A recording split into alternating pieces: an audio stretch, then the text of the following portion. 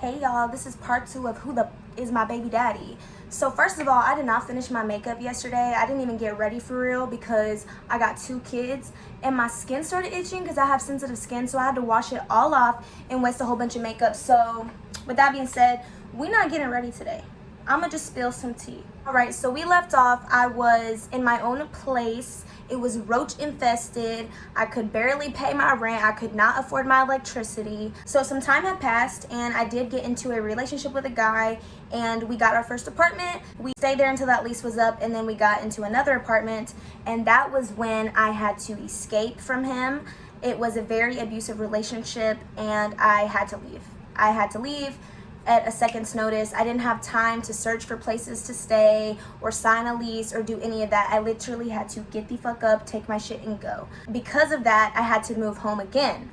I did have some options though. I was in contact with some people who work with survivors of domestic violence. They told me that they could put me up in like a studio type of apartment, but it would most likely be in the hood. I wouldn't be able to tell anybody where I lived. Nobody could come over, even family, and I just wasn't comfortable with that. Or I could have went to a shelter, homeless shelter, women's shelter, or I could have moved home. So between the 3, I decided to move home. Before it got to the point where I had to leave my abusive ex, I did contact my baby daddy and I explained to him what was going on. I asked him for money so I could get a hotel. Several times throughout that time, like, hey, like, can you send me some money so I can get a hotel, please? Like, I'm trying to get away from this person who's literally endangering me, the mother of your child, someone who needs to be alive, someone who needs to be awake and able to take care of our child. But he gave no fucks. He never sent any money. I even was crying one time on the phone to him, like,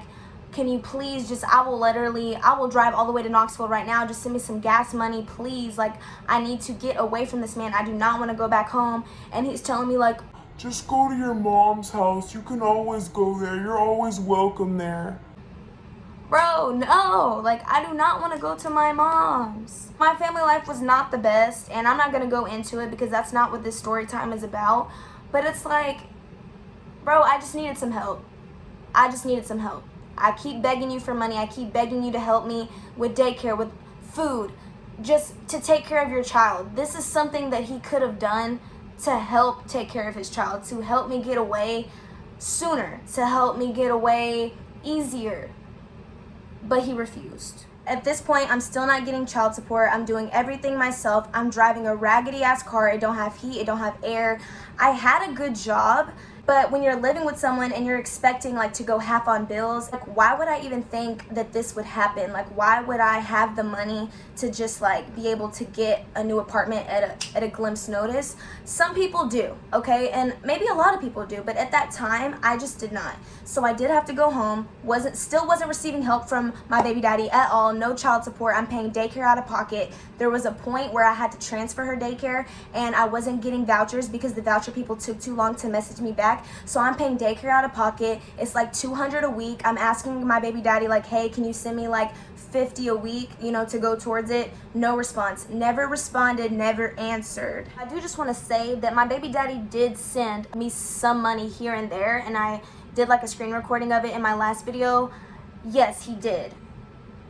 But in the times where I really needed help, he was not helping. You can't just send the baby mama or the baby daddy, however your situation is, like $1,000 in all. You know what I'm saying? Like, from the moment they're born till they're 4 years old.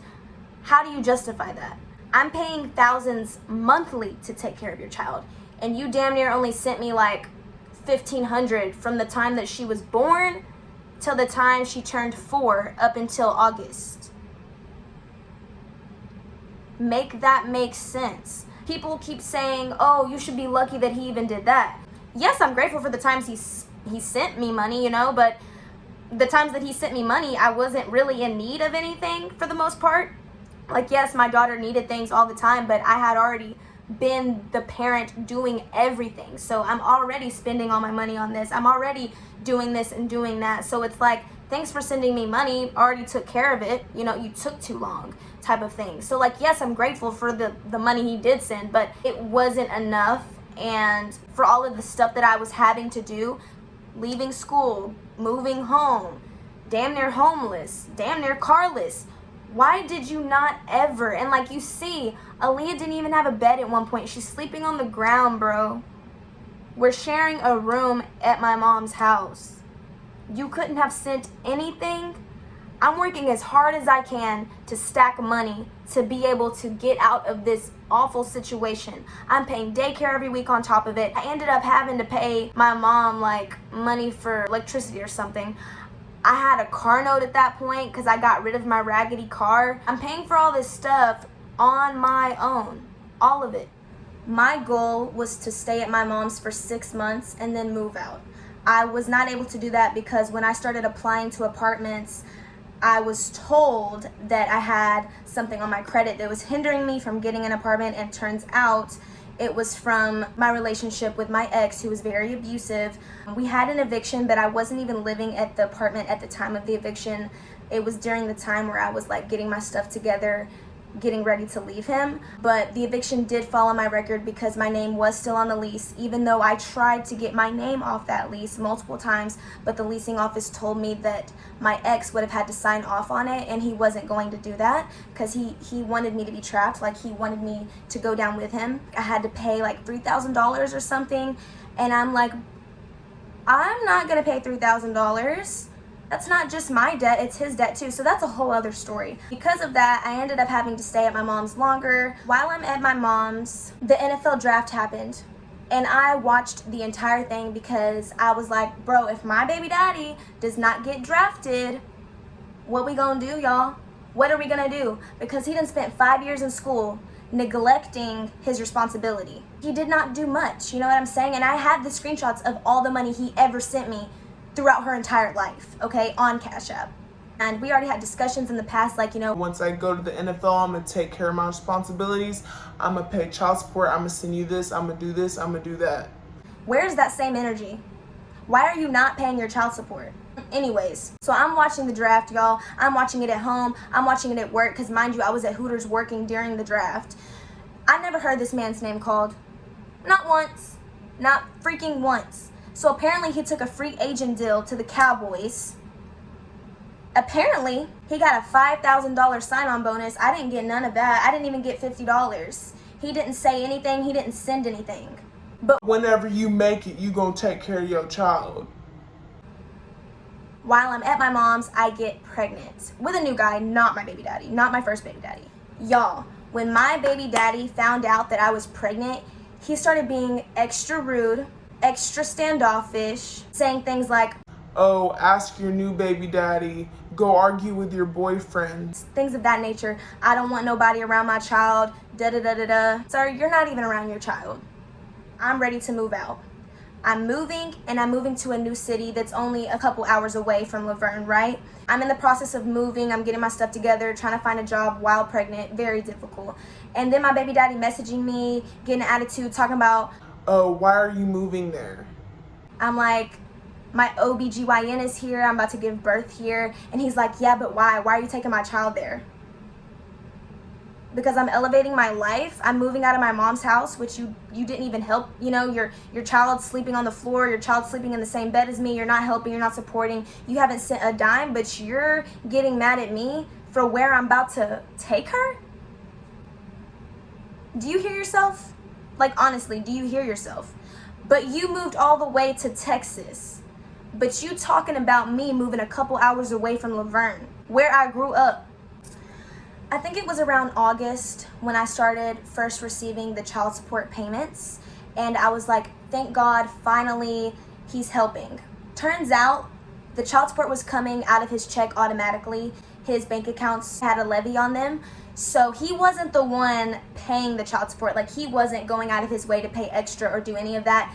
He waited until the court made him pay child support, even though he had money and he signed a free agent deal, whatever, to the Cowboys, and he's in the NFL. Our child was born in 2019, and I applied in 2020 for child support. I did not start receiving child support until August 2023. I stopped receiving child support January 2024, and I have not received a dime since. The child support agreement was based off of his ability to make money. So it was based off of minimum wage. he was told that he had to pay $400 a month. But then he became an NFL football player. I don't really know how everything worked out or what was going on, but he was supposed to only pay $400 a month, right? And I applied to get them to look back into it because I'm like, there's no way he's only supposed to pay me $400 a month. This man is an NFL football player. He needs to be paying way more than that. It got denied. The request was denied for him to pay more, which makes no freaking sense. But I started receiving $338 a week, even though it was set to $400 a month. So I thought behind the scenes somewhere they ended up approving my request and further investigated into him and saw, yes, he's making more, he should be paying more type of thing, but that never happened. So I called February 2024, I called the child support office and I'm like, hey, Princeton Fant, my deadbeat baby daddy, hasn't paid child support this month. I haven't had anything come onto the card. And they're like, oh yeah, well, it's because he overpaid. You're telling me this man overpaid when his child is almost 5 years old and he didn't send a dime and I didn't start getting child support until August 2023? How did this man overpay? Because legally it was set to $400 a month, but for some reason the money was coming out of his account automatically every week. $338, $338, $338. Why were they taking out basically the amount he was supposed to pay a month in a week? I don't know. I really don't know, y'all. I tried to do my research. I couldn't find nothing.